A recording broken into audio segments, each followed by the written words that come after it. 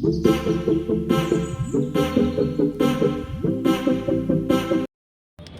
बच्चों, welcome back to learn NCERT. So आज हम लोग स्टार्ट करने जा रहे हैं अपना चैप्टर नंबर 6। बहुत ईजी सा चैप्टर है, बहुत ईजी सा है। ठीक है, तुम लोग को चिंता करने की बिल्कुल भी बात नहीं है।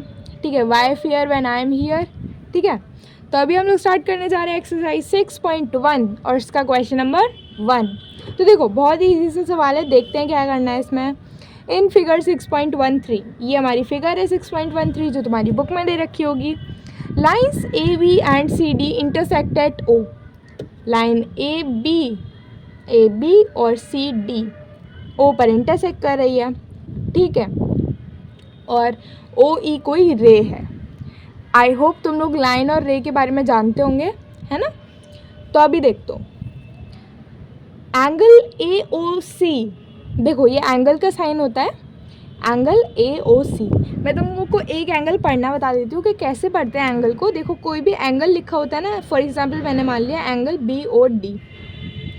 ठीक है, जब भी हमको कोई एंगल पढ़ना होता है, एंगल बी ओ डी पढ़ते हैं इसे, तो बी ओ डी इस तरीके से।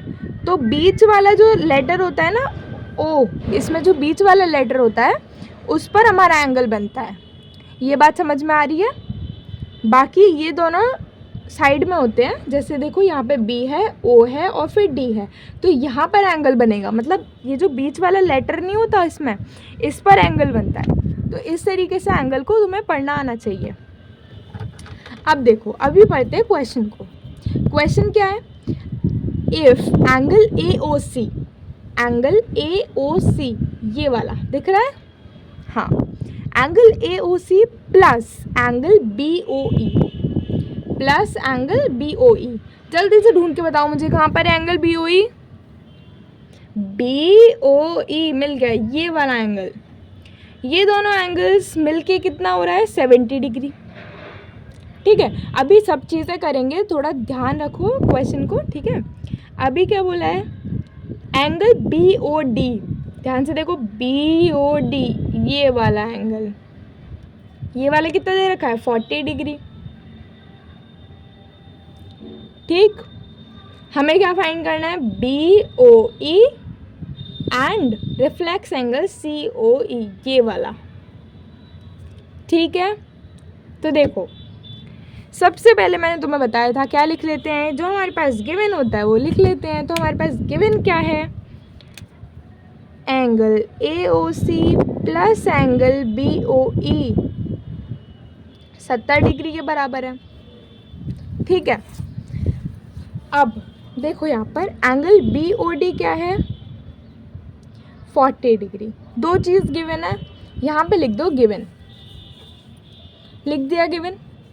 अब फिगर में ध्यान से देखना है। देखो, ये चैप्टर ना फिगर पे बेस्ड है, तो तुमको जब तक फिगर समझ में नहीं आएगी ना, तुम तब तक क्वेश्चन नहीं कर सकते हो। तो फिगर को एक बार ध्यान से देखो और उसको समझने की कोशिश करो। यहाँ पे देखो, हमें क्या दिया है, एंगल बी ओ डी। क्या दिया है, एंगल बी ओ डी। मुझे अगर इस एंगल की मदद से कोई और एंगल मिल जाता है तो फिर मेरी थोड़ी सी प्रॉब्लम सॉल्व हो सकती है।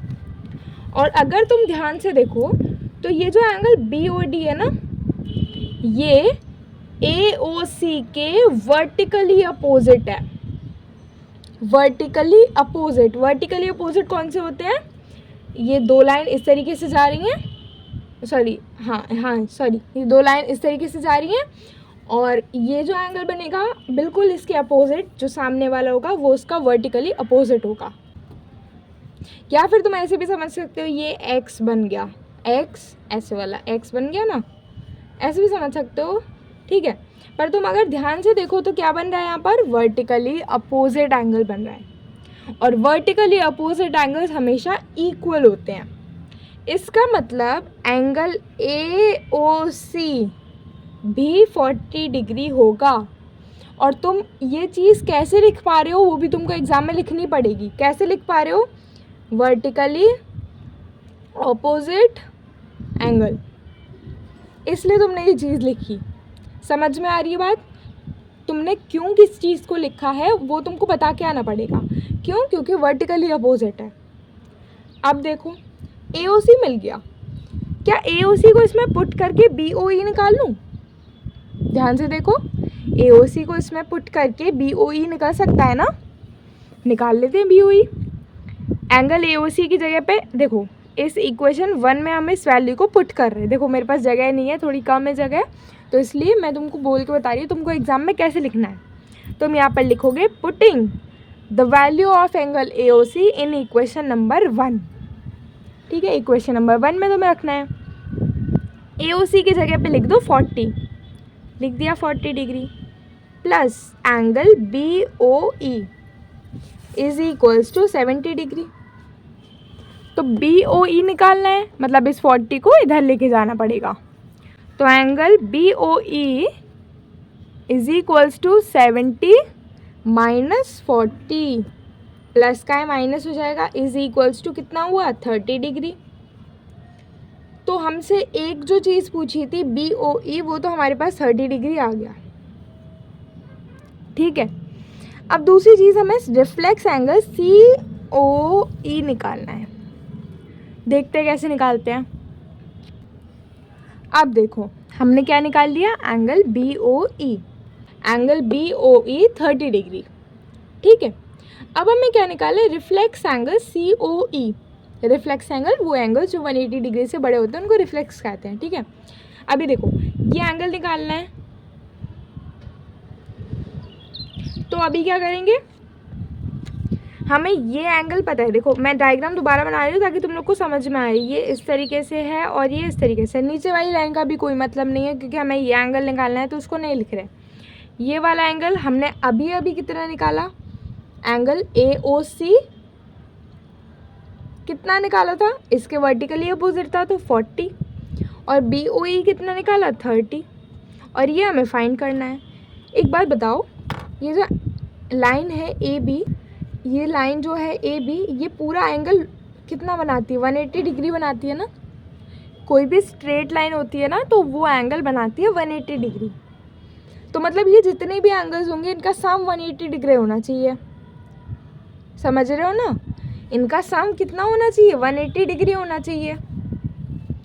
अब हमारे पास एक तो एंगल था AOC plus COE plus BOE, किसके बराबर, किसके बराबर, 180 डिग्री के बराबर। समझे बात को। तो एंगल AOC की जगह पे उसकी वैल्यू लिख देते हैं, तो 180 degree is equals to AOC की जगह पे 40 प्लस COE हमें निकालना है, प्लस BOE की जगह पे हमने अभी निकाला था 30 डिग्री। ठीक, तो 180 डिग्री कितना हो गया, इन दोनों को ऐड कर दो, 40 प्लस 30 70 प्लस एंगल COE। तो COE निकालना है तो इसमें से इसको माइनस कर दो, तो angle COE is equals to 180 degree minus 70 degree कितना आया, तो कितना आया 110 डिग्री। अब देखो एंगल COE तो 110 आ गया, और 180 डिग्री से बड़ा होता है ना हमेशा रिफ्लेक्स एंगल, 180 डिग्री से बड़ा होता है रिफ्लेक्स, और ये तो 180 से छोटा आ गया। तो ये जो एंगल है COE, इसका रिफ्लेक्स क्या होगा, ये वाला एंगल। ठीक है, क्योंकि 180 डिग्री से बड़ा चाहिए। तो हमने एंगल COE निकाल लिया, बस अब इसका रिफ्लेक्स निकालना है। तो reflex angle COE is equals to 360 minus 110। ठीक है, ये जो है ना इसमें से इसको पूरा माइनस, 360 का होता है पूरा, तो 360 में से इसको माइनस कर देंगे तो हमें ये वाला एंगल मिल जाएगा। ठीक है, तो कितना हो जाएगा 052, 250 degree is your answer for reflex COE। ठीक है, तो आपको यहाँ पे ये ध्यान रखना है कि एंगल COE दे रखा था, उसका रिफ्लेक्स पूछा था। ठीक है, तो ये आपको ध्यान रखना है। So this was question number 1। Bye bye.